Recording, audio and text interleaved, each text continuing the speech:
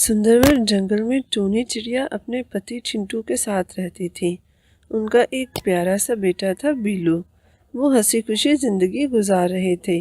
एक दिन टूनी अपने पति चिंटू से कहती है, चिंटू जी, मैं कह रही थी कि इंसानों के फसल काटने से पहले ही हम अपने लिए अनाज जमा करके रख लें, फिर बाद में हमें दाना लाने में बहुत मुश्किल पेश आती है। हाँ टूनी, कह तो तुम बिल्कुल ठीक रही हो, लेकिन हम अनाज लाकर रखेंगे कहाँ? हमारा घर तो पहले ही बहुत छोटा है। अब तो बीलू भी हमारी जिंदगी में आ चुका है। उसको भी तो खेलने कूदने के लिए जगह चाहिए होती है। इसमें मुश्किल क्या है? हम अनाज के लिए एक अलग से छोटा सा घर बना लेते हैं। क्यों ना हम अपने पेड़ के नीचे ही थोड़ी सी जमीन खोदकर वहाँ पर अनाज जमा करने की जगह बना लें। अच्छा, मशवरा तो बहुत अच्छा है। आओ नीचे चलकर देखते हैं कौन सी जगह बेहतर रहेगी। फिर वो दोनों घोंसले के नीचे आते हैं। हाँ, वैसे तुम ठीक कह रही हो, ये जगह हमारे लिए बेहतर रहेगी। तो बस ठीक है, फिर हम आज से ही अनाज जमा करने के लिए जगह की तैयारी करते हैं।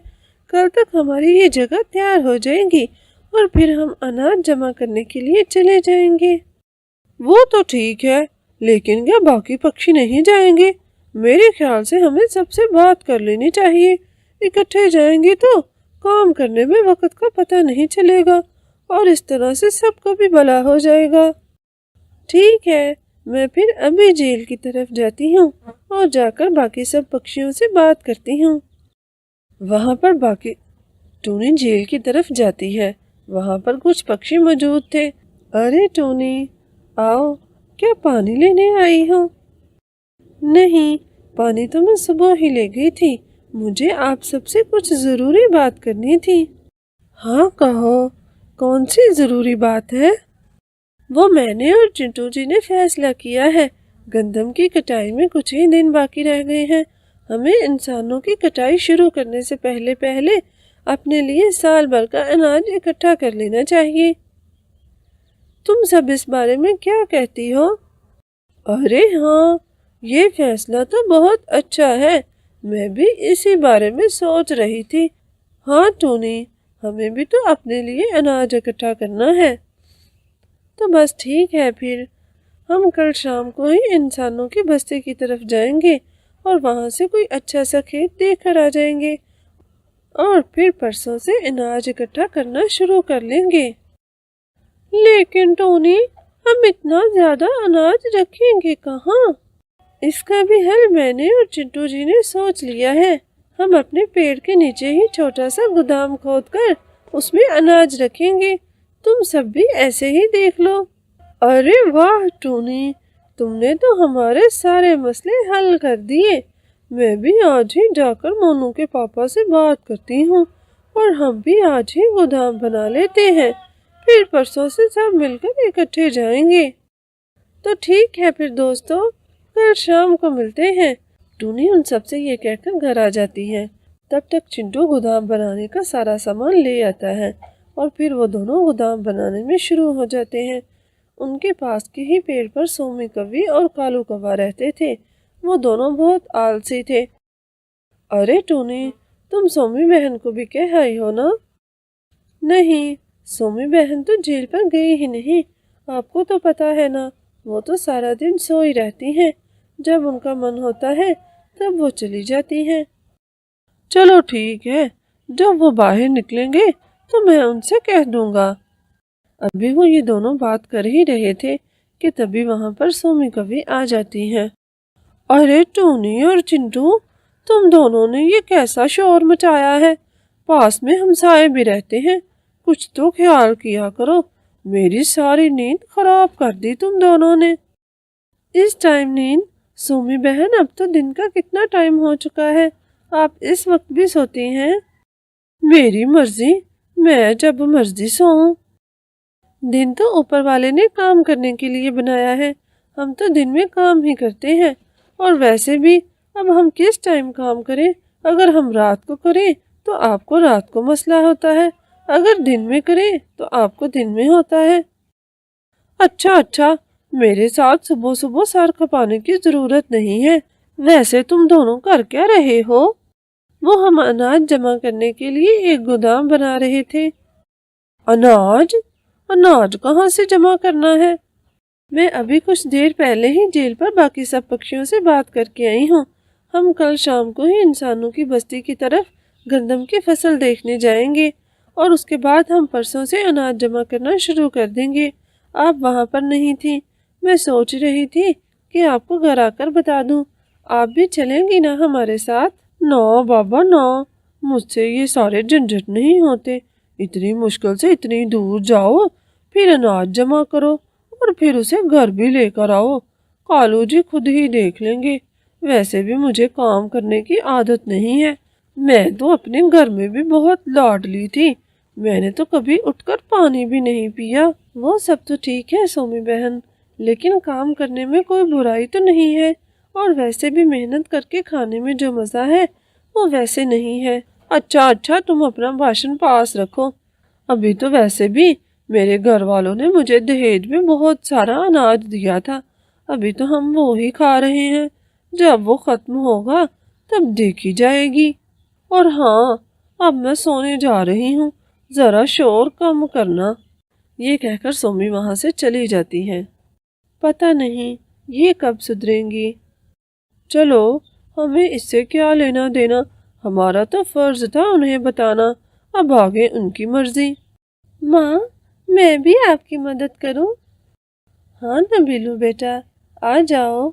वो तीनों मिलकर अगले दिन तक गोदाम बना लेते हैं। लो टूनी, गोदाम तो बहुत अच्छा तैयार हो गया है। अब हम सबको खेत की तरफ चलना चाहिए और बाकी सब पक्षियों को भी कह लेते हैं। फिर वो सब मिलकर खेत देखने जाते हैं। मेरे ख्याल से ये वाला खेत अच्छा रहेगा। वैसे भी ये हमारे जंगल के कुछ पास ही है। हमें यहाँ से ज्यादा फासला भी तय नहीं करना पड़ेगा और यहाँ से हमें कोई देखेगा भी नहीं। कुछ ही दिनों में टूनी और बाकी सभी पक्षी अच्छा खासा अनाज इकट्ठा कर लेते हैं। शुक्र है, अब तो साल भर की फिक्र खत्म हुई। चाहे बारिश हो या आंधी, हमें परेशान होने की कोई जरूरत नहीं है। चिंटू जी, मैं सोच रही थी मैं उल्लू चाचा की तरफ से चक्की ले आऊं। इसमें से कुछ दानों का आटा बना लेती हूँ।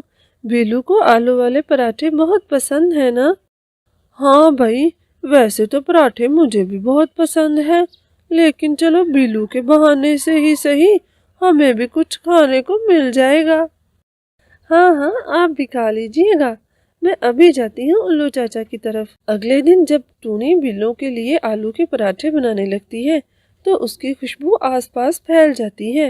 अरे कालू जी, मुझे तो ऐसा लग रहा है जैसे कोई आलू के पराठे बना रहा है। कितनी सुंदर खुशबू है। मेरा तो खुशबू सूंघ कर ही मन खाने को कर रहा है। हाँ सोमी, खुशबू तो मुझे भी बहुत अच्छी आ रही है। मैं जाकर पता करके आता हूँ कहाँ से आ रही है। कालू देखकर आता है तो वो खुशबू टूनी के घर की तरफ से आ रही थी।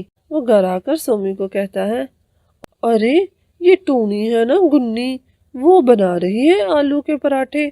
सोमी, तुम भी अपने भाइयों की तरफ जाओ और वहां से कुछ आटा ही ले आओ। मेरा पराठे खाने को बहुत मन चाह रहा है। मन तो मेरा भी बहुत कर रहा है और ये टूनी तो हम दोनों को देने से रही। मैं अभी जाती हूँ। वैसे भी अनाज खत्म ही होने वाला है। मैं भाइयों से कहकर आती हूँ कि वो हमें कुछ अनाज ही दे जाए। सोमी अपने भाई की तरफ जाती है तो उसका भाई घर पर नहीं था। घर पर उसकी भाभी थी। अरे सोमी आओ, कैसे आना हुआ? भैया कहाँ पर है? मुझे भैया से बहुत जरूरी काम था। तुम्हारे भैया तो दूर के जंगल में गए हैं। बहुत जरूरी काम था। वो तो शायद कुछ दिन वहीं पर रुकेंगे। तुम्हें जो भी काम है मुझसे कह लो। वो घर में राशन खत्म हो गया था और अनाज भी नहीं है। मैं सोच रही थी कि भैया से कहूँ वो मेरे घर पर कुछ राशन और अनाज ही भिजवा दे। अरे अरे, हम क्यों अनाज भिजवाएं तेरे घर में? तेरा पति है ना हट्टा कट्टा, उसे कह वो कमा कर ला कर तुझे खिलाए, या तो खुद जा। हम दोनों मियाँ बीवी ने इतनी मेहनत करके अनाज जमा किया है, अब तुझे दे दे। अरे भाभी, कैसे बात कर रही हो? भैया को आने दो, मैं उनसे बात करूंगी। क्या बात करोगी तुम? मैंने कह दिया ना, यहाँ पर कुछ नहीं है, जाओ जाकर खुद कमा के खाओ। इस तरह उसकी भाभी उसे काफी ज्यादा बातें सुनाती हैं। सोमी वहां से अपना सा मुंह बनाकर आ जाती हैं और घर आकर कालू को सब कुछ बताती हैं। अरे सोमी, हम तो मारे गए, वहां से कुछ भी नहीं आने वाला। वैसे भी तेरे भैया की अब शादी हो गई है, अब क्या होगा? हमने तो बाकी पक्षियों के साथ जाकर कुछ भी जमा नहीं किया, अभी तो पूरा साल पड़ा है, क्या करेंगे? मेरे ख्याल से हमें टूनी से बात करनी चाहिए, शायद वो हमारी कोई मदद कर दे। फिर वो दोनों टूनी की तरफ जाते हैं। अरे सोमी बहन और कालू भाई, आप आइए ना, मैंने अभी गर्मा गर्म आलू के पराठे बनाए हैं, खाएंगे? हाँ, दे ही दो, मुझे आलू के पराठे वैसे भी बहुत पसंद हैं। आप बैठे, मैं अभी लेकर आती हूँ। सोमी बहन, क्या बात है, आप कुछ परेशान हैं? टूनी, हमें माफ कर दो, हमसे गलती हो गई, हमें तुम लोगों के साथ जाकर अनाज जमा कर लेना चाहिए था। मैं आज ही भैया की तरफ गई थी, उन्होंने कुछ भी देने से साफ साफ इनकार कर दिया है। हमारे घर में राशन बिल्कुल भी नहीं है, हम दोनों बहुत परेशान हैं। अब तो इंसानों ने भी फसल की कटाई शुरू कर दी होगी, वहां पर जाना तो खतरे से खाली नहीं है। अब क्या होगा टूनी, तुम ही हमारी मदद कर सकती हो। हाँ टूनी, तुम ठीक कह रही हो। अच्छा, फिर हम ऐसा करते हैं, हम इंसानों की तरफ चलते हैं, उनसे बात करते हैं कि वो हमें सिर्फ एक घर के लिए कुछ अनाज दे दे। बाकी सब तो हम लेकर आ चुके हैं, शायद वो हमें एक घर के लिए अनाज देने को तैयार हो जाए। आप आलू के पराठे खा लें, फिर हम उनकी तरफ चलते हैं। हाँ, ये ठीक रहेगा।